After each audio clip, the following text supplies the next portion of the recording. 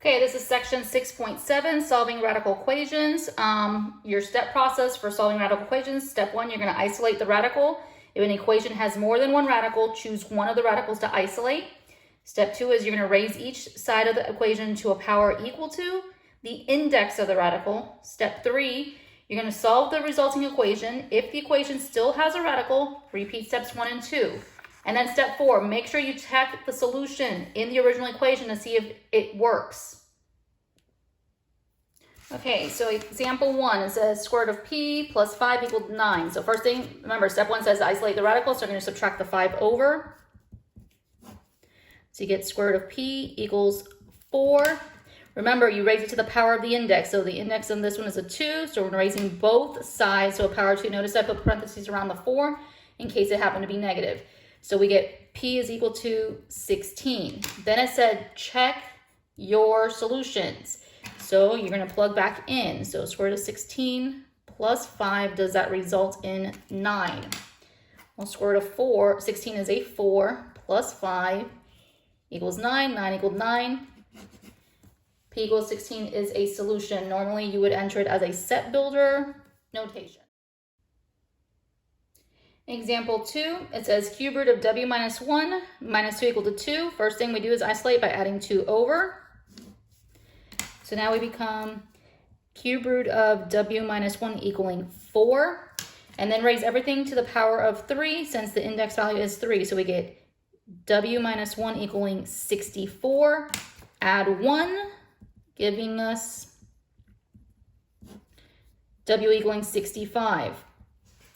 After this, you need to test your value. So we have cube root of 65 minus 1 minus 2. Does that result in 2? So we get cube root of 64 minus 2. Does it give you 2? Cube root of 64 is a 4. 4 minus 2.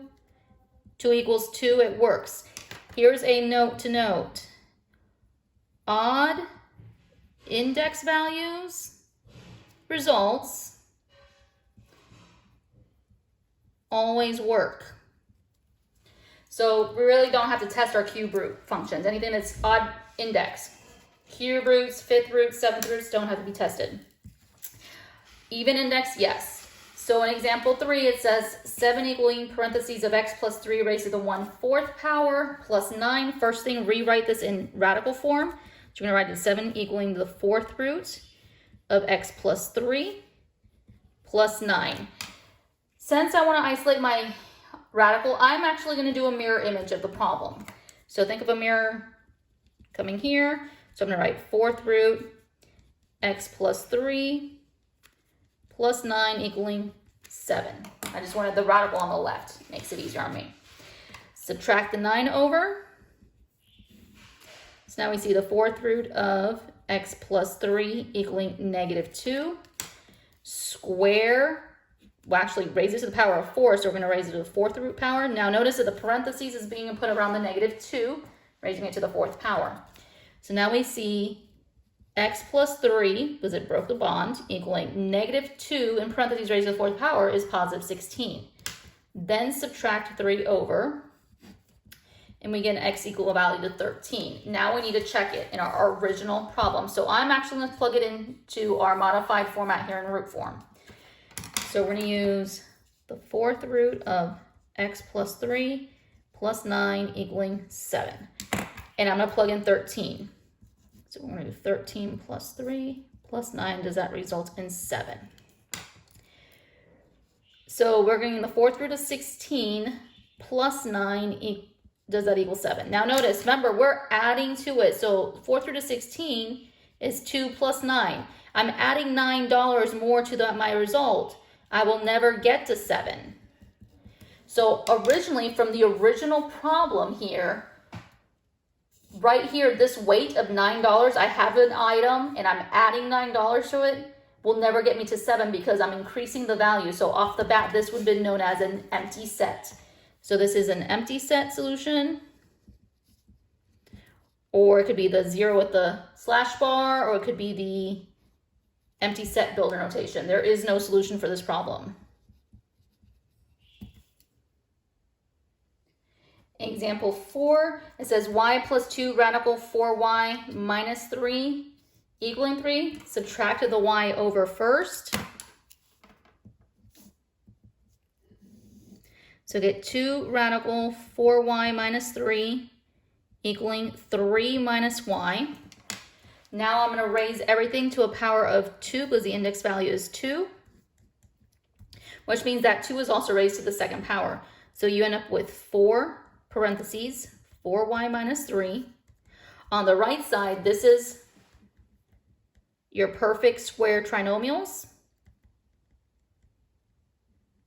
which is that a minus b pattern squared, which is a squared minus 2ab plus b squared. So we end up with 9 minus 6y plus y squared, because you square the 3. 3 and y multiplied together is 3y, doubled is 6y, and then negative y squared is your positive y squared. Distribute to get 16y minus 12 equaling 9 minus 6y plus y squared. I'm going to rearrange everything and move everything to the right side. So I'm subtracting 16y, adding 12, subtract 16y, add 12. So right now we're sitting at 0 equaling y squared minus 22y plus 21. Because 9 plus 12 is 21, short 6, short another 16, we're short 22. You need a factor. Numbers that multiply to 21 that add to 22 can only be 21 and 1 if both of them are negative.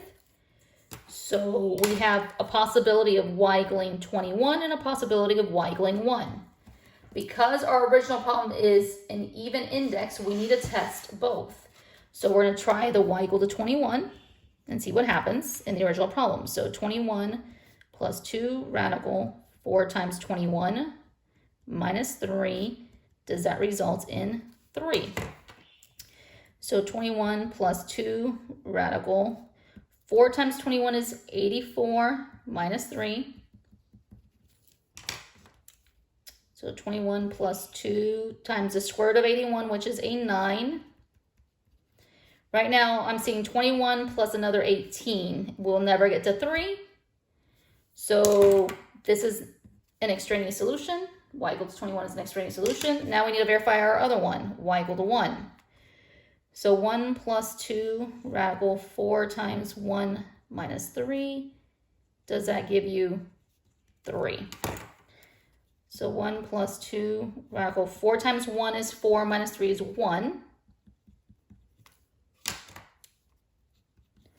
2 times the square root of 1, which is 1, times 2 is still 2. It equaled 3.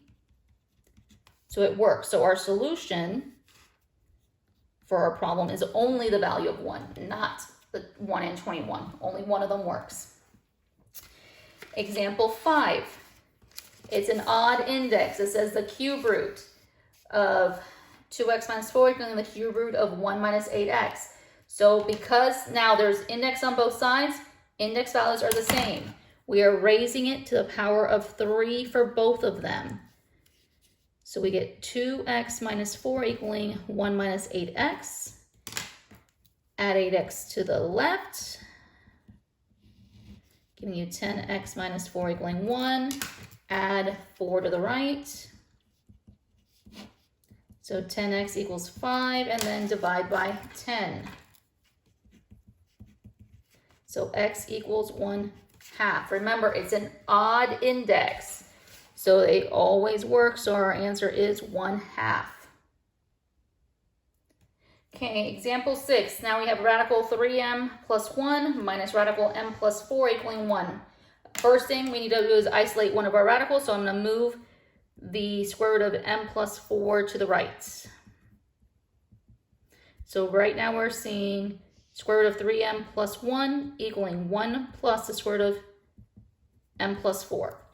We need to raise everything to the power of the index. So it's raising to a power 2. Now notice on this side, I'm putting parentheses around the 1 and the radical together, which means this here on the right is a perfect square trinomial situation. So we end up with 3m plus 1 equaling, so 1 squared is 1. 1 times our bubble, 1 times our radical is our radical, doubled. So we get plus 2 radical m plus 4, and then we square our back in and we just get m plus 4 by itself. Another way of remembering to do this is you can do the box method and it will give you the same result. We are going to combine like terms.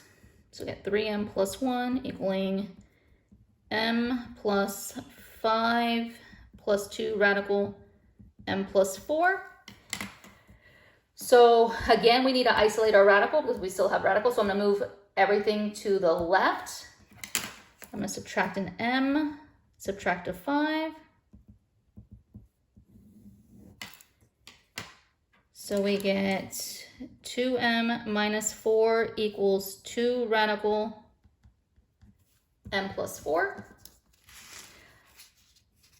Next thing I noticed, there's a 2 attached to this by multiplication, and these both have a 2 that I can factor out. So I'm dividing by 2 to everything. Makes it smaller numbers. So now I see m minus 2 equaling the square root of m plus 4.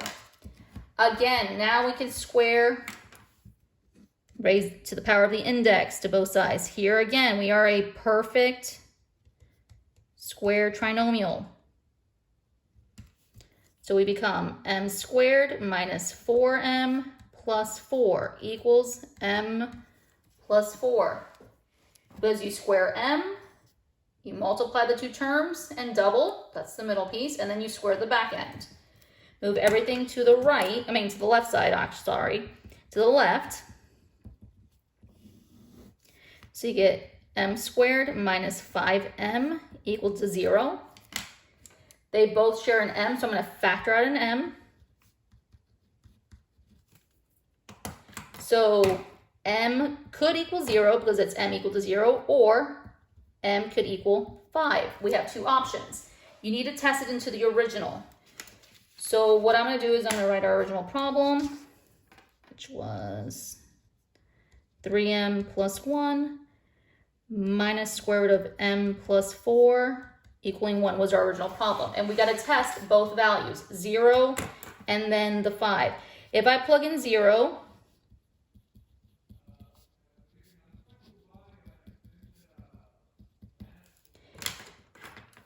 three times 0 is 0, plus 1 is the square root of 1 minus square root of 4.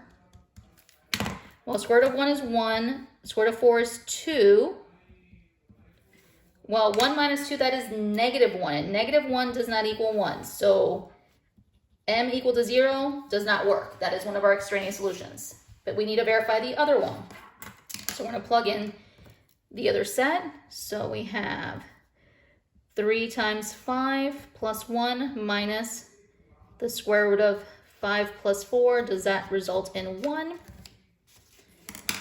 So 3 times 5 is 15 plus 1 minus the square root of 9. Does that give you 1? That's square root of 16 minus the square root of 9. Square root of 16 is 4. Square root of 9 is 3. 1 equaled 1. It works. So our solution is the 5 is the only one that'll work for this problem.